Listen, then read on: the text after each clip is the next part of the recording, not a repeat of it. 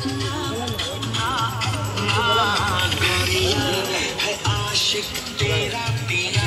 যে এই রাস্তাটাই চলে যাচ্ছে ডিজিটাল মিডিয়া কলকাতা।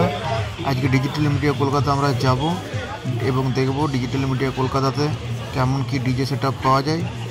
রাস্তার ধারে আপনারা দেখতেই পাচ্ছেন যে এই সাইডে যেসব দোকানগুলো আছে এই সব দোকানগুলো আপনারা দেখতেই পেয়ে যাবেন।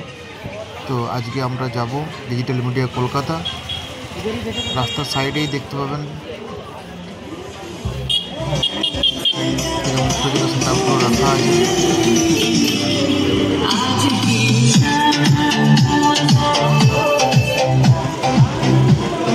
এগুলো বেরোনোর পরে ডিজিটাল মিডিয়া কলকাতা আছে, যেখানে ভালো ভালো ডিজে সেট আপ, পানিওয়ালা সেট আপ, যা সব নাম করে সেগুলো আজকে দেখতেই যাব।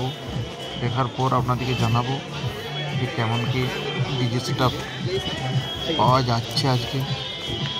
তো চলুন আজকে সেই বদ্রি কমপ্লেক্সকে আমরা যাই এবং উপরের তলায় যে ডিজিটাল মিডিয়া কলকাতা, সেই ডিজিটাল মিডিয়া কলকাতাতে আজকে দেখে আসি। এই দেখুন চলে এসেছি বদ্রি কমপ্লেক্স সামনেই আমার, বদ্রি কমপ্লেক্স সামনে। এবার আমরা বদ্রি কমপ্লেক্সে ঢুকবো, ঢুকে পরে উপরে উঠে দেখবো যে আজকে আরিফ ভাই আছে কি না। আরিফ ভাইয়ের সাথে দেখা করবো। আরিফ ভাইয়ের সাথে দেখা করার পর আপনাদেরকে জানাবো যে কেমন কি ডিজে সেট আপগুলো আছে। তারপর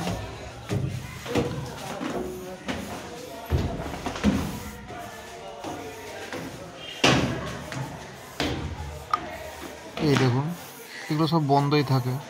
আর ডিজিটাল মিডিয়া কলকাতা একদম সবার লাস্টে থাকে ডিজিটাল মিডিয়া কলকাতা। এই ডিজিটাল মিডিয়া কলকাতার শপে আছেন এই দাদার সাথে আমরা কথা বলার পর দেখব কি বলছে। এই দেখুন সেই ডিজিটাল মিডিয়া কলকাতা। এখানে যদিও বা আরিফ ভাইকে তো দেখতে পাচ্ছি না। অনেক দিন ধরে ভাবছিলাম যে ডিজিটাল মিডিয়া কলকাতায় যাব, গিয়ে পরে ওদের ডিজে সেট আপগুলো দেখবো। যা বলে আরিফ ভাই, পানিওয়ালা ডিজে সেট আপ, এই এত হাজার টাকার ডিজে সেট আপ, ওই ডিজে সেট আপ, নটরক্স, নানা রকম কোম্পানির নাম করে। আমি তো মনে করেছিলাম যে এগুলোই বেস্ট, সবার থেকে বেস্ট। আরিফ ভাই বলার যেমন পদ্ধতি, যেমন ব্যবহার, দারুণ একটা ব্যবহার পাবো গেলে পরে। নানা রকম আমার একটা ছবি তৈরি করে ফেলেছিলাম ডিজিটাল মিডিয়া কলকাতা থেকে। কিন্তু গিয়ে দেখলাম তার তো উল্টো, পুরো তার উল্টো। এখানে আসলে পরে আপনি পুরো ঠকবেনই। আমি যখন প্রথম ভিডিওটা বানিয়ে যখন যাই ডিজিটাল মিডিয়া কলকাতাকে, সামনে বলছি, মানে কি শপের বাইরে যে দাদাটা ছিল সেটা ডিজিটাল মিডিয়ার শপেরই কেউ ছিল। তো প্রথম কথা তো আপনাকে ভিডিও বানাতে দেবে না। যদি একটা ভালো শপ হয় তাহলে ভিডিও বানাতে দেবে না কেন? এটা প্রথম আমার কোশ্চেন।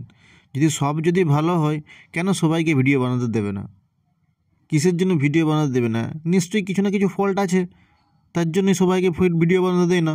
সোমেনকে টাকা খাওয়ানো আছে, তাই সোমেনকে দিয়ে শুধুমাত্র ভিডিও বানায়, শুধু ভালো বলা করায়। আচ্ছা, তাছাড়া কেন ভিডিও বানাতে দেবে না সবাইকে? যদি ভালো হয় তাহলে ওপেন সোর্স, যে কেউ এসে ভিডিও বানাতে পারে। যদি ভালো হয় তাহলে সবাই ভালো বলবে না, কেউ তো খারাপ বলবে না যদি ভালো হয়। এই জন্যই আমিও প্রথমে ভেবেছিলাম ভিডিও বানাবো, শপের ভিডিও বানাবো, দাদাদের সাথে কথা নেবো, এটা পজিটিভ ভাবই ছিল। কিন্তু যখন ওদের ভাবটা দেখলাম তখন আমার মনে হলো না যে না, এদের কাছে আর ভিডিও বানানো উচিত। আমি ভিডিওটা কেটে দিলাম। কাটার পর ওদের সাথে কথা বলছিলাম, বোঝার চেষ্টা করছিলাম যে শপটা কেমন কি হতে পারে। কিন্তু কোনো অ্যাঙ্গেল থেকে আমার ঠিকঠাক মনে হলো না, ঠিকঠাক। আমি তারপরও আমি মেনে নিলাম। তা আমি ভাবলাম যে তাহলে ক্যাবিনেটগুলো এদের দমদার আছে, তো ক্যাবিনেটগুলো খুব দেখাই, ক্যাবিনেটগুলোকেও দেখি।